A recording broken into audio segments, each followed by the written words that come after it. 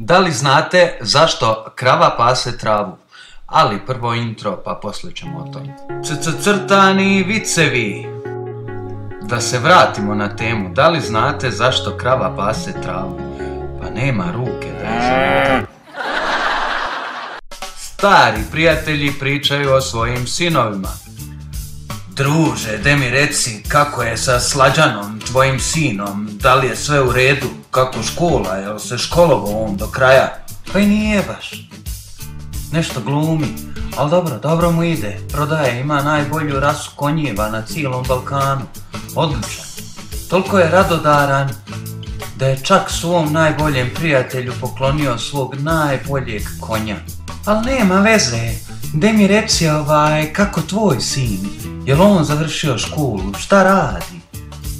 Moj sin je završio trgovačku školu, preprodaje aute, ima najbolju prodaju auta na Balkanu. Baš pre neki dan je poklonio svom najboljem prijatelju auto, BMW-a jedincu, brate. Pa dobro mu ide, čovječe.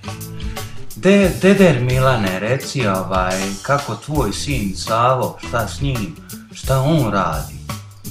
Moj sin je bankar, radi u jednoj banci, dobija dobru proviziju od kredita, radi za neku dobru banku.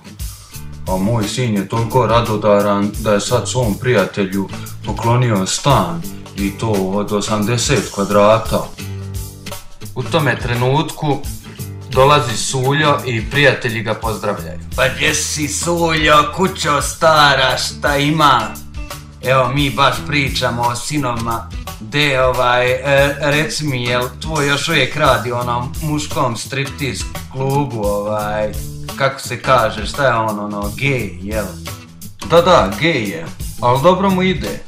Pa sad evo baš upoznao je, ima dosta prijatelja, jedan prijatelj mu poklonio konja, jedan najboljih na Balkanu, drugi mu poklonio BMW jedincu, a treći mu poklonio stan od 80 kvadrata.